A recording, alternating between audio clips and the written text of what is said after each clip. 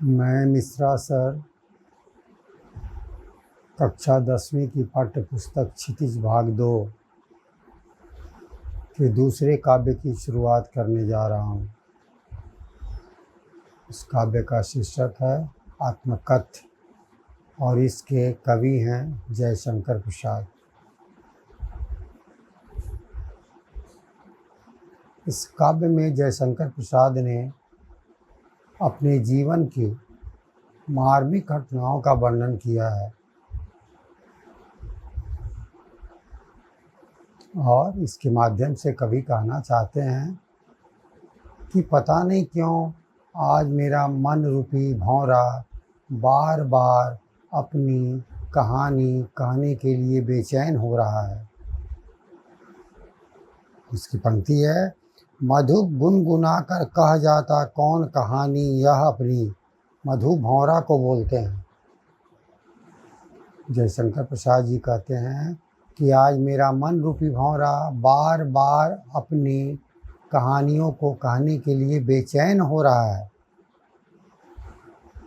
पहले ऐसा कभी नहीं होता था, लेकिन आज पता नहीं क्यों मेरा मन रूपी भौंरा अपनी कहानियों को कहने के लिए बार बार बेचैन हो रहा है। अगली पंक्ति क्या है, मुरझा कर गिर रही पत्तियां देखो कितनी आस घनी। और आगे जयशंकर प्रसाद जी कह रहे हैं कि मेरे मन की भाव रूपी पत्तियां मुरझा कर गिर रही हैं। यानी कि मेरा मन भी बहुत दुखी है, बहुत मायूस है।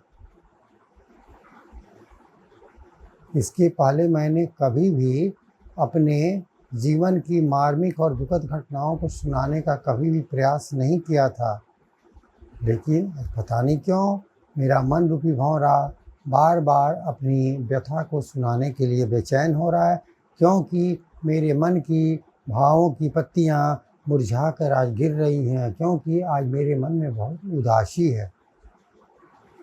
स्वाभाविक है, जब किसी भी मनुष्य का मन उदास होता है, दुखी होता है, तो पूरी आप बीती जिसमें केवल दुखद घटना ही होती है उसको सुनाने के लिए बेचैन होता है। मनुष्य का ये स्वभाव होता है, जब दुखी होता है तो अपनी दुखद घटनाओं को सुनाना चाहता है, और जब खुश होता है तो सारे सुखों का वर्णन करता है।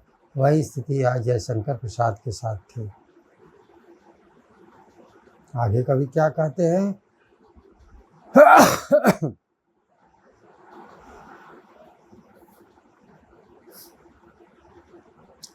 इस गंभीर अनंत नीलिमा में असंख्य जीवन इतिहास, यह लोग करते ही रहते हैं अपना व्यंग मलिन उपहास। कवि कहते हैं मन तो मेरा कर रहा है, मेरा मन रूपी भौंरा आज काफ़ी परेशान कर रहा है, काफ़ी गुनगुना रहा है। वो बेचैन है कि मैं अपनी मन की व्यथा को लोगों के सामने कहानी के रूप में कह डालूं, लेकिन मुझे इस बात का भी भय हो रहा है।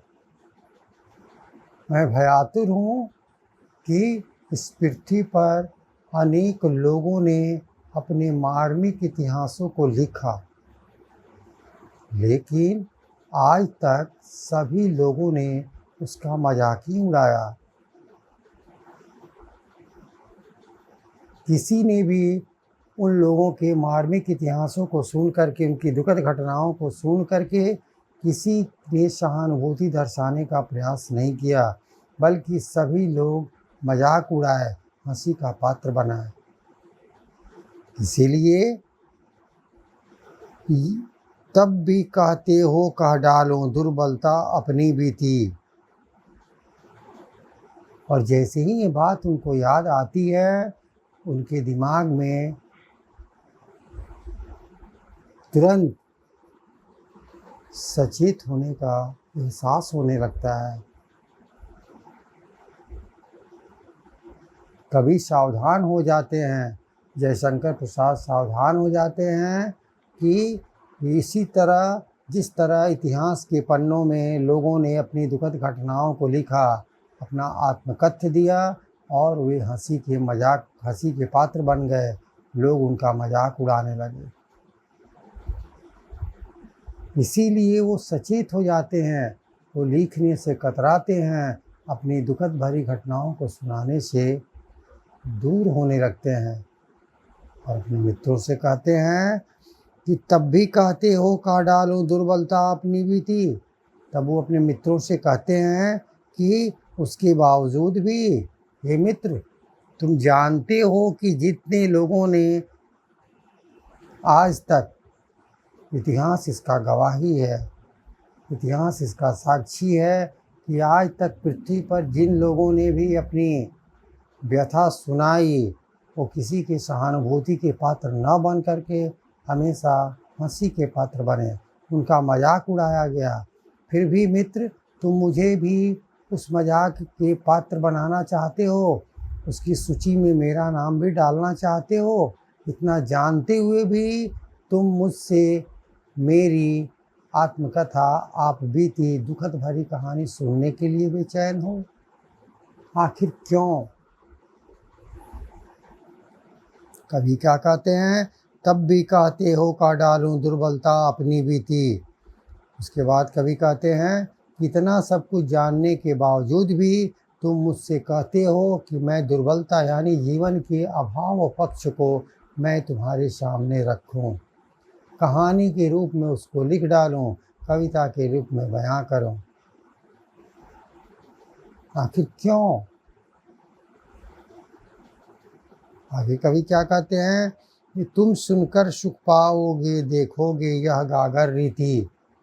और कवि कहते हैं कि यदि तुम्हारे जिद पर, तुम्हारे कहने पर, तुम्हारे अनुरोध पर, विनती पर मैं अपने जीवन की अभाव पक्ष को रखता हूँ, जीवन की दुखद कहानियों को सुनाता हूँ, तो मुझे पूर्ण विश्वास है कि तुम सुनकर सुख पाओगे, देखोगे यह गागर रीति।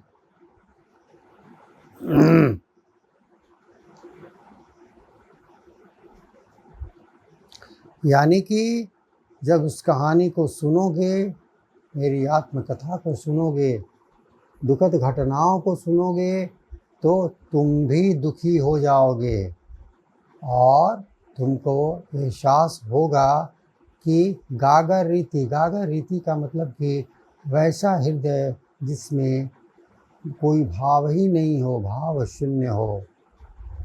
गागर रीति मतलब खाली घड़ा, जिस प्रकार खाली घड़ा का कोई अस्तित्व नहीं रहता है, कोई उसका मकसद नहीं बनता, उसी तरह कवि कह रहे हैं कि तुम जिद कर रहे हो और तुम्हारे जिद करने पर यदि मैं अपनी आत्मकथा को सुनाऊं जिसमें केवल दुखी दुख भरा हुआ है, यह सुन कर के तुम भी दुखी हो जाओगे, क्योंकि तुमको इस बात का एहसास होगा, अनुभूति होगी कि मेरे जीवन रूपी गागर में कुछ भी नहीं है, यानी मेरा जीवन बिल्कुल शून्य है, और है भी तो सिर्फ दुख है, सुख नाम का कोई चीज़ नहीं है। मेरे विचार से भी कवि जयशंकर प्रसाद जी ने ये बात सही कहा है कि दुनिया में वैसे लोगों की संख्या बहुत कम है, 9 के बराबर है, जो कि आपके दुख को सुन करके आप पर मरहम लगाएं, बल्कि मरहम लगाने के बजाय लोग हंसी का पात्र बनाते हैं, मजाक उड़ाते हैं, हंसी उड़ाते हैं, जबकि किसी का समय किसी ने नहीं देखा है, किसी ने भी कल नहीं देखा है कि कल क्या होगा।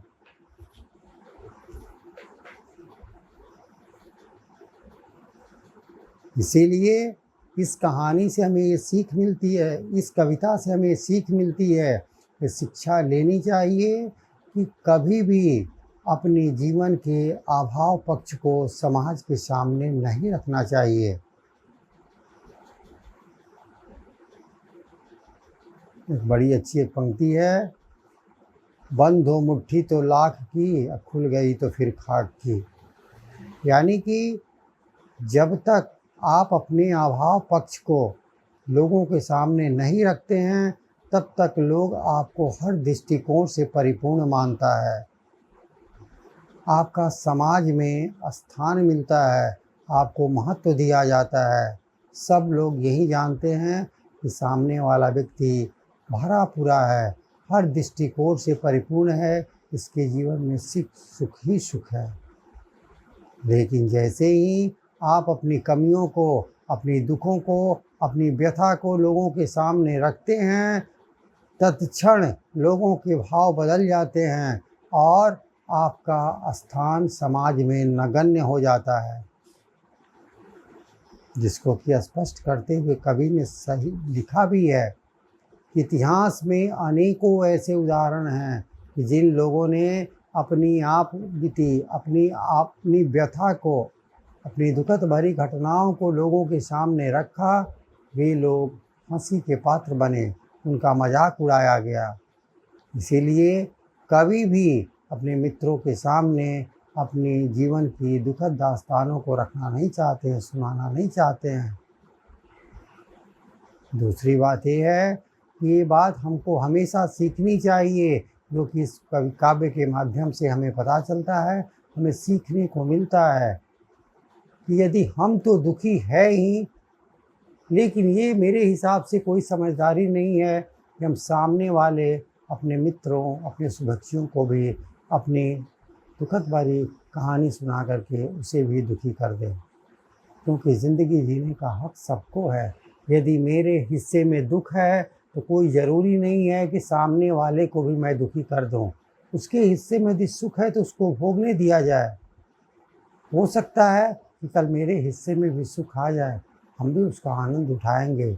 इसीलिए आप यदि दुखी हैं, मैं यदि दुखी हूँ, तो अपने दुख को सिर्फ अपने ही तक सीमित रखें। एक ही व्यक्ति तो दुखी हो पाएगा ना। अगर अपने दुख से हम पूरे समाज को दुखी कर देते हैं तो ये किसी भी दृष्टिकोण से उचित नहीं है।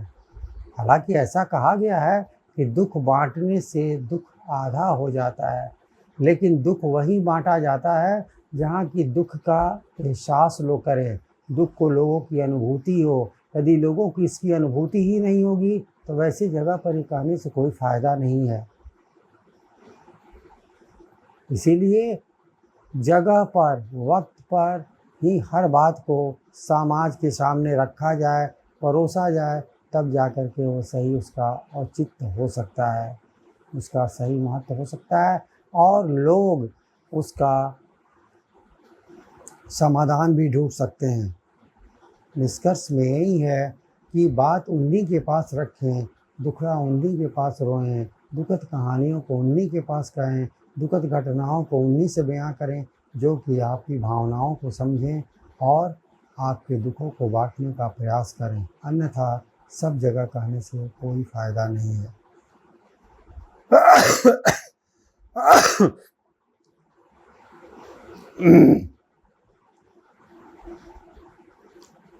इसी के साथ मैं अपनी वाणी को विराम देता हूँ। तब तक के लिए बच्चों से विदा लेता हूँ। फिर अगले पैराग्राफ के साथ दूसरे दिन मिलूँगा। बच्चों को ढेर सारा प्यार और धन्यवाद। यदि बच्चों को ये वीडियो पसंद आए तो आप इसे लाइक करेंगे और चैनल को सब्सक्राइब करेंगे। चलते चलते मैं फिर बच्चों को याद दिला दूं कि मेरे चैनल का नाम है Mishra sir Hindi. Mishra sir Hindi YouTube पर इसे सब्सक्राइब करेंगे तो आप आसानी से इसको देख पाएंगे। धन्यवाद।